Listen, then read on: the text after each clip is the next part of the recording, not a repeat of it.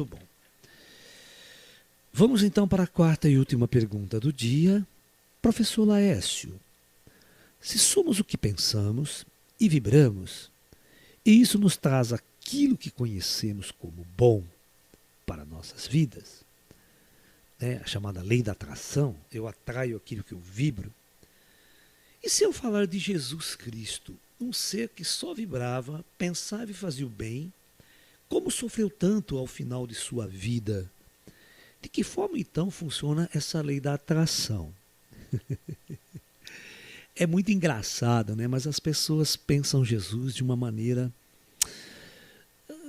não muito certa, sabe? Eu às vezes me seguro tanto em falar de Jesus pelo medo até de mexer num mito, de mexer num, vamos assim dizer, num ícone do pensamento ocidental, da religião ocidental, e você discordar de certas coisas desse grande mestre colocaria, né, até às vezes o meu trabalho em xeque-mate.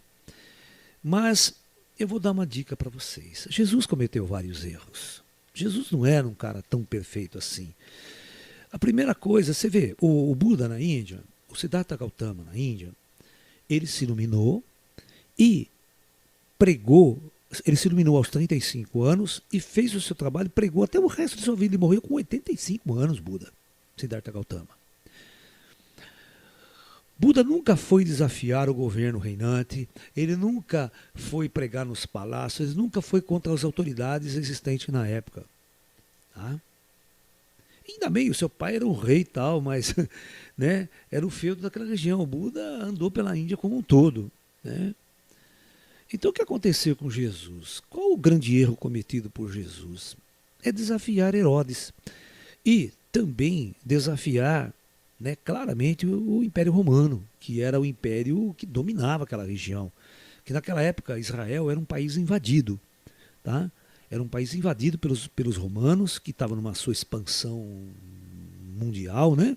O Império Romano expandiu as suas forças por todas as fronteiras do chamado mundo conhecido, só não chegou na China, né? No Oriente, aquela coisa toda, porque era impossível, que a China era um grande império que ia fazer frente ao Império Romano, né?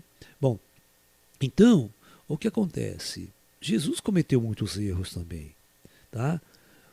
Um homem com 30 anos de idade, tá? Não, a gente não se sabe ainda pensar Jesus de um jeito diferente. As pessoas pensam Jesus como filho de Deus, como todo-poderoso, aquele que só pregou amor, que só fez amor. Né? Então, claro, ele teria que atrair amor. Não, ele foi desafiar, ele foi no conflito, ele foi na batalha mesmo. Ele foi como se fosse um guerrilheiro contrariando todo o sinédrio romano, ou, quer dizer, todo os sacerdotes judeus, né, que era a autoridade religiosa naquela época.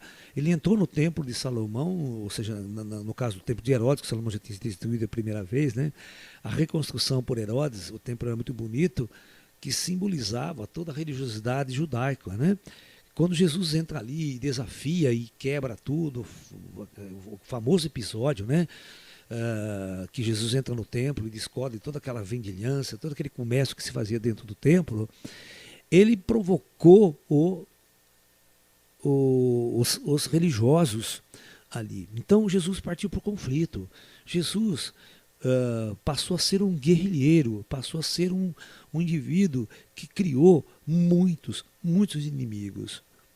E aí, cara, naquela época, por muito menos as pessoas já eram mortas, massacradas e torturadas, sabe? Você está entendendo? Então, Jesus cometeu esse grave erro, né? E aí ele foi perseguido pelas autoridades mesmo, e aí, né, ele passou por toda aquela situação que ele fez. Então, você dizer que ele só plantava amor também não é certo, né? Ele plantou a discórdia, sim, ele plantou muito conflito lá, sabe? E aí ele colheu o que ele plantou, é a lei do karma, né?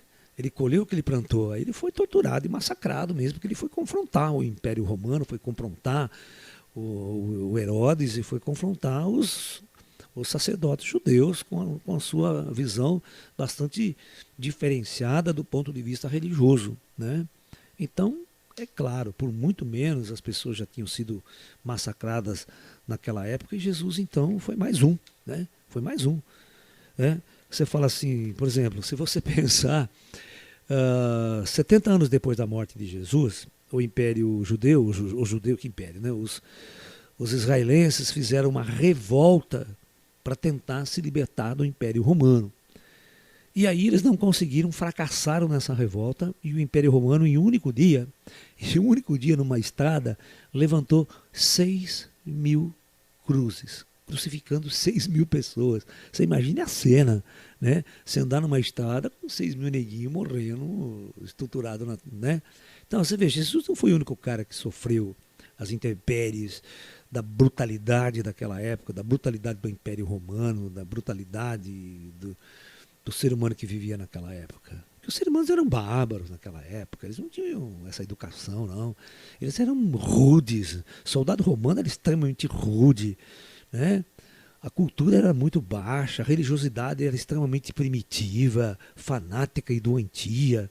Qualquer um que ousasse contrariar os princípios dessa religiosidade fanática e doentia eram sem dúvidas massacrados, condenados à morte e tudo mais. A Igreja Católica fez isso ao longo do tempo, cara. A Igreja Católica fez isso na Idade Média, queimando tantas pessoas na fogueira, simplesmente por discordar de suas ideias, simplesmente por não concordar com certos padrões, eram classificados como bruxas, hereges e tudo mais. A Igreja fez muito pior em nome de Deus, em nome de Jesus depois, tá? Então, certamente, quando você olha por certos olhos, você vai ver que Jesus cometeu graves erros lá atrás. Ele não precisava fazer isso. Ele podia trabalhar de um outro jeito, sem um confronto direto com as forças. Ser um filósofo apenas, né? Podia estar filosofando, pelo menos até os 70 depois de Cristo, ele podia filosofar, que depois os romanos não deixou para ninguém, expulsou todo mundo mesmo.